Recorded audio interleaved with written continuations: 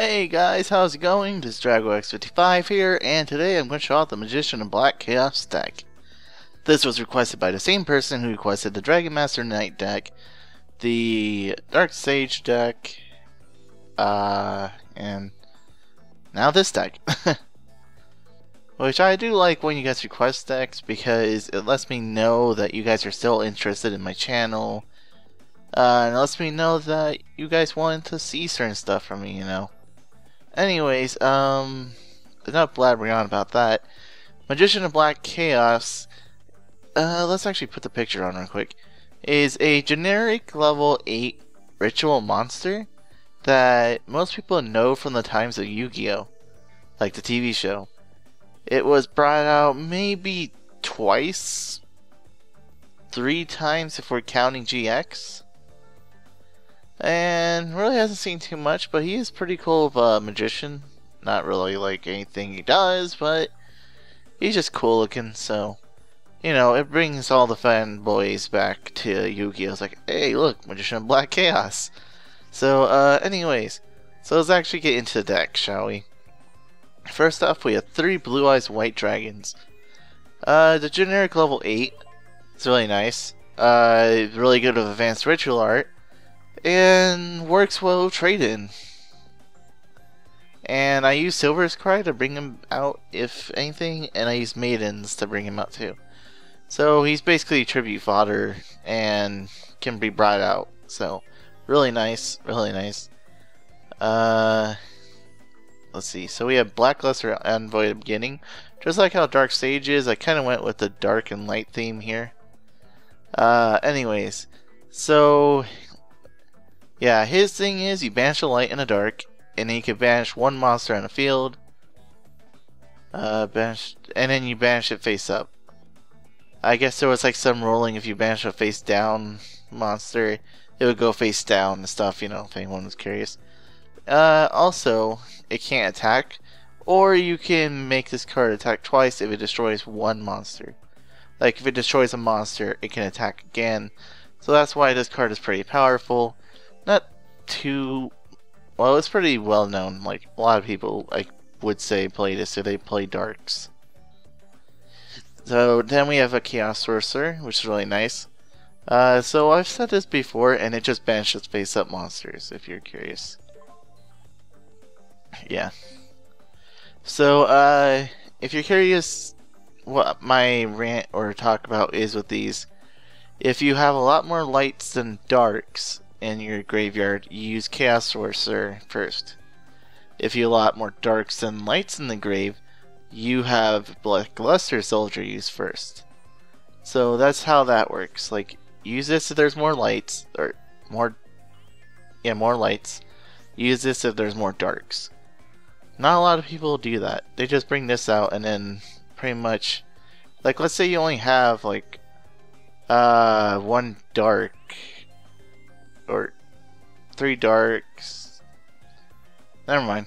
But you guys can figure it out. Next up we have 3 Maidens with Blue Eyes. Since we're playing 3 Blue Eyes, I decided to play this. Also, I'm playing Wonder Wand in here, wherever it's hiding.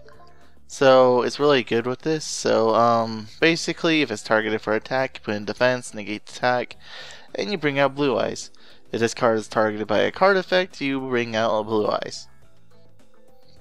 And you can negate the card effect, I think. Right.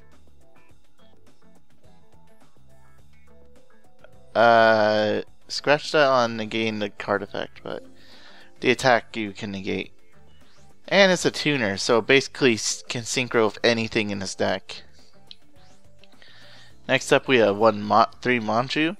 Personally, it's my favorite thing compared to Senju, and Sonic Bird.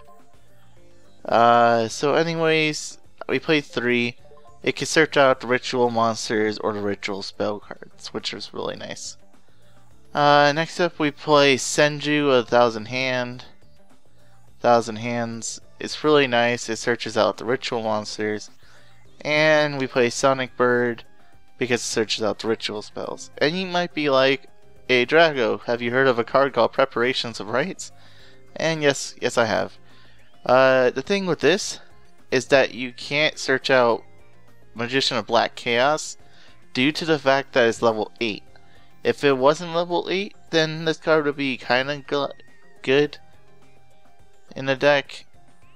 But since it is level 8, you can't use preparations. So, if anyone was curious why I'm not running preparations instead of Senjus and Sonic Birds.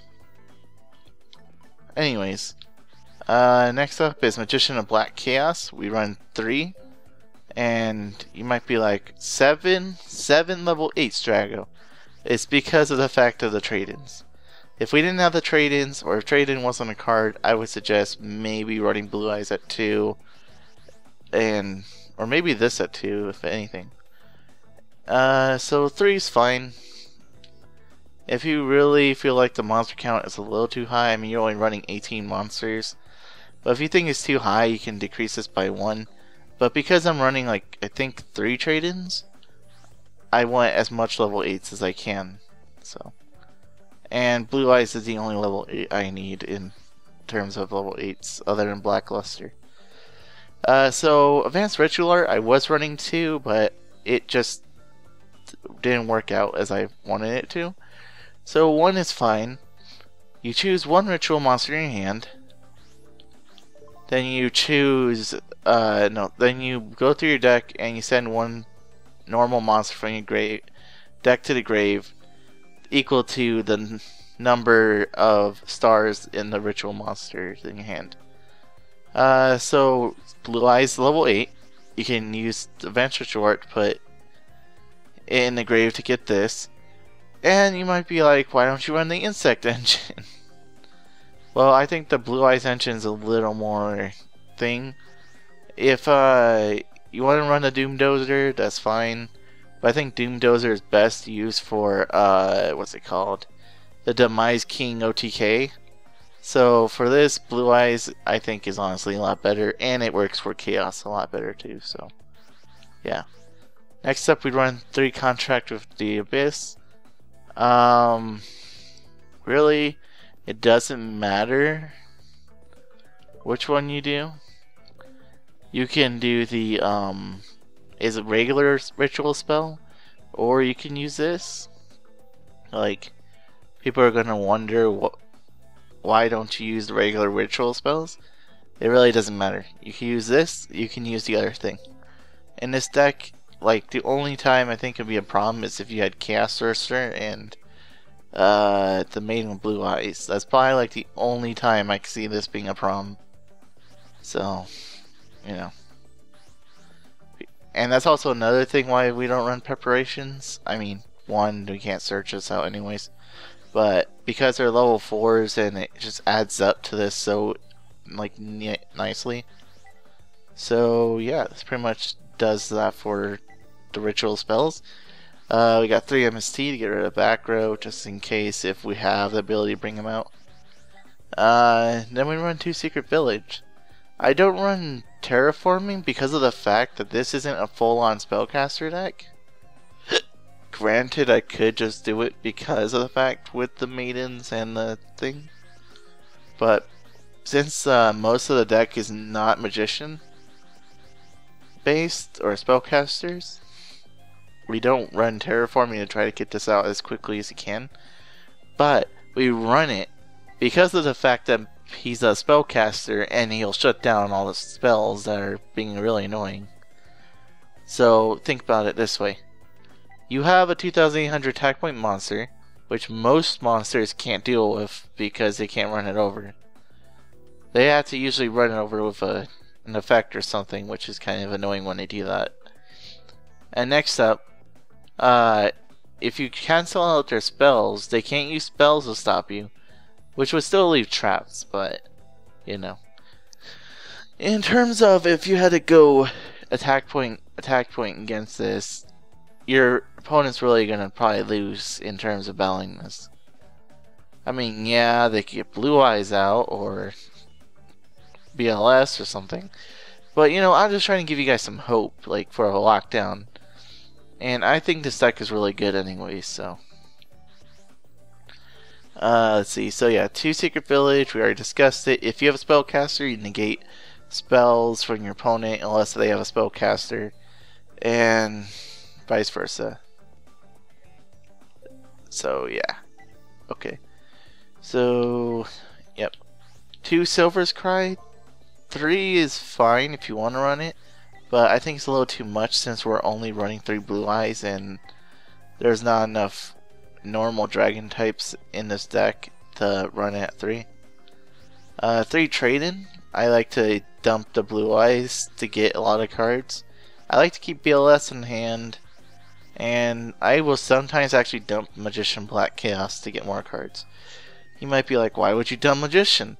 Well, you're getting it. Like, you have 5 Searchers get Magician of Black Chaos. You have the ability of, I don't think we looked at any draw cards, but oh, did I take out Allure of Darkness? There was supposed to be an Allure of Darkness in here. Oh well. Or no, I didn't run Allure of Darkness because there's not a lot of darks. Oh, that's right. So we have the ability to discard level 8 and draw 2 cards. If you can't bring it out, then like there's no point in having it in your hand. You might as well just use this. You know, because there's no point in having a dead hand if you can draw 2 cards. And not to mention that you have so many searchers for the stuffs that it's really not that important to have like just keeping the 1 because, oh, I don't want to get rid of it. So the thing with Sonic Bird and Senju also, I would run 2 because they only search the 1, and I really don't care to draw into them if I need like the ritual spell and I keep drawing into Senju's, that's a problem, and same thing for monsters. So yeah. 2 Wonder Ones, which gives the spellcaster 500 attack, and you can draw 2 cards if you get rid of the spellcaster. It works with Magician. It works really nice with Maiden because it'll get out Blue Eyes also. And you use the Chaos Sorcerer. Really nice. 3 Reckless Greeds I think is really nice if you're trying to draw out the deck. The only time that is bad is if you use Royal Decree before this. And most people don't know this, but I'll let you guys in on a secret here. If you use Royal Decree first, then you go Reckless, Reckless, Reckless, you can still use them. It's if you use Royal Decree after all that, you negate all this. So I'm not saying you guys are good ones that do that, but there's so many people that go Reckless first and then Royal Decree. Like, no joke. So anyways, 3 Reckless Greeds lets you draw 2 cards. Personally, I don't really know of a good draw engine in here too much. I mean, we could run Morphing Jar, which I thought about it, but whatever. And this is really like, you set these, your opponent doesn't know unless you activate Royal Decree that you don't run any traps. So setting these are really nice too to bait out like MSTs. So they're like, oh, I'm gonna get rid of that. Chain, draw 2 cards, bring up Blue Eyes, Blackluster Soldier. Like, yeah, it's really insane. And Royal Decree, because if you're gonna run this, you might as well run this. And in Ritual decks, I think Royal Decree is actually really nice. Trap Stun is second to Royal Decree, in my opinion, in this kind of state. Trap Stun I like more if I have like a quick deck. But since this is like a little bit of a slower deck, but still can go pretty fast, I like Royal Decree. So that when I get the setup, I can activate it and then just do everything I need to. If you understand what I mean. So, yeah, so like if I was playing not Lightsworn. If I was playing, I don't know. I don't really know what a quick deck is. But either way.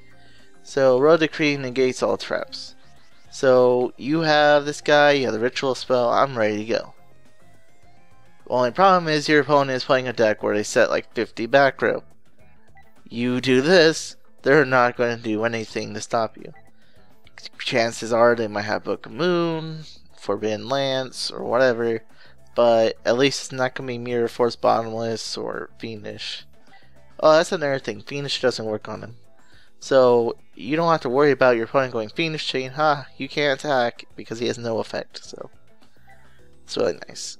I really do like this deck. Like, I know I'm talking about bad things, but this deck is really great, in my opinion. Did I take out the Morphing Jar? Yeah, I took out the Morphing Jar, because I had a card in here because of it. Alright, so, next up we have Allied Justice Cataster. He gets rid of stuff that's non-dark, so, you know. Armides can attack. Your opponent can't activate anything. We run an Azor because, one, it's easy to get out with Maiden and Blue Eyes. The only problem with Maiden is that once your opponent sees Maiden, they're not going to attack it. They know what the deal is. That's why I kind of want to play stuff where it makes them have to attack this. But I'm not going to really force run it. And yeah. Also, if you want to run Magic Planner in here because you're running 3 decrees, go ahead. But I don't really want to. Miststorm. You play 2 level 4s.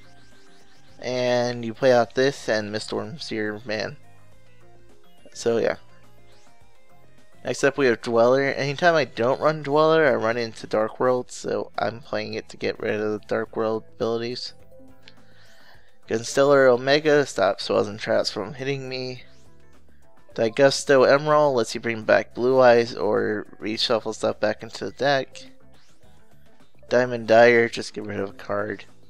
Cowboy at end games. Personally, he's probably like one of the best in the game, in my opinion. Because he just ends the game right there if you can. 2 revolving chains to put the Blue Eyes in the grave for Silver's Cry. Misstroke. Really nice, flip stuff face down, could prevent his own destruction. Black Ship, he gets rid of Marshmallons. It's really annoying if there's Marshmallons or Spirit Reapers. I always recommend running Black Ship in this game because people are annoying and will just use Marshmallons or Spirit Reapers or whatever the card is that stops you from destroying it. And I'm not going to deal with it. I'm going to Black Ship your card and get rid of it. Like, I could have won a duel if I had Black Ship. That's how, like, annoying to get. Next up we have Photon, which deals with the same problems. And lastly, but not least, this card. Wind-Ups and Master. And you might be like, why do I care to show this off, Drago? This card is really great.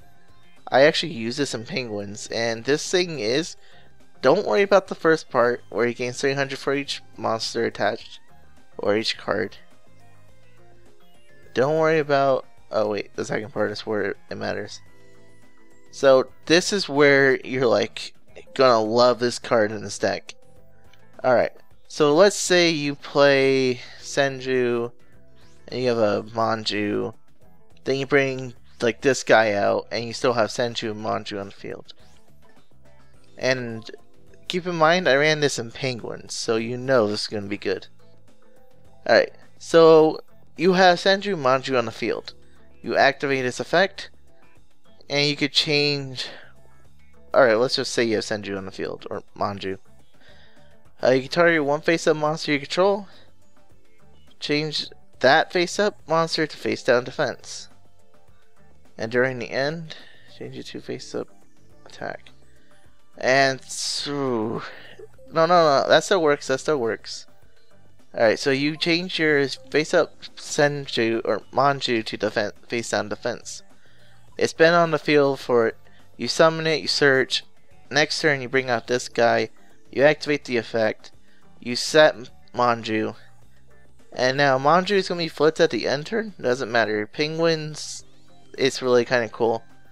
Because, I don't know, just flip some face down. And you might be like, okay, Drago, get to the point. My point is, this card has the ability, when it's flip summoned, to activate its effect again. Stuff like Book of Moon, Book of Eclipse, that flip this face down, is just making it so you can activate the effect again. So not only do you have 5 searchers for the ritual monster, 5 searchers for the ritual spell. But you bring this guy out, you basically double that. Not only can you do that 2 times, so not only are you going to do, like, what, 10 searches? You have 10 searches right now. You can do another 5. I don't know, let me think about what I'm saying here. No, we have 7, right? Yeah, 7. So we have 7 searches. Well, plus 3, because this one searches 2 searches. 10 searches. Then we have another 10 searches. Then we have another 10 searches. I lied. I basically lied about that. We have 10 searches and then an extra 2 searches, so it's 12 searches. 12 freaking searches for this card in the ritual spell. If you bring out this card. Like, well, 10 ways, so you know what, whatever. You basically have 12 searching times you can do this. There's like no way that anyone's going to deny that this card is not great in a deck where you're using Senju, Manju, or Sonic Bird. Like, I don't know if many people run this, but they should run this because of that ability alone. And it's so good. If you can bring it out, I say bring it out, because you can pretty much be searching. I mean, you're pretty much going to draw into them really quickly anyways, but, you know, like, that amount of searches is ridiculous. And if I was running Morphing Jar, that's like, what, 15 cards I can go and draw? Because think about it, if I had Morphing Jar and then I flipped it face down, after doing the effect, I draw 5. I flip it over, draw another 5. And then I flip it back face down, flip it again, 5 more, 15 cards. Holy crap, this card's broken. So yeah. Anyways, that's pretty much the deck. Sorry about rant going on, trying to figure out math and all that. Do I think this deck is good? I actually think it's really good. It's not like top tier decks or something, but this deck can pretty much deal with a lot of things. It is a more for fun deck. Well, I'll start putting that back. It is a more for fun deck. Like, it's not meant to be really competitive, but it's strong enough to be able to deal with your friends and be like, oh, hey, you guys want to see this cool deck that I made? Don't worry, I won't tell anyone that you net decked me or something. You know, you can be like, I made this deck, it's really good, and your friends will be impressed. Anything that you should be worried about? If traps, really? I mean, you're playing 3 traps done and 3 MST, but I still think that traps are still like the most annoying thing in this game. Other things to worry about? You don't really dead draw in this deck from what I noticed, which is really nice.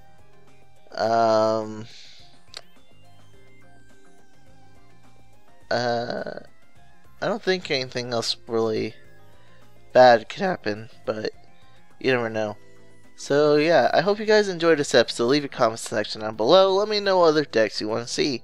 If you enjoyed this deck or think you could change anything in this deck, then let me know in the section below, because I love to hear your thoughts about the deck, because I know I'm not the best at making decks, but I think I'm pretty decent. Anyways, I will catch you guys next time, as I pretty much don't have a deck to build, but I have duels to do and stuff and whatever. So I'll catch you guys next time. This is Dragox55 signing out. Have a good day, guys.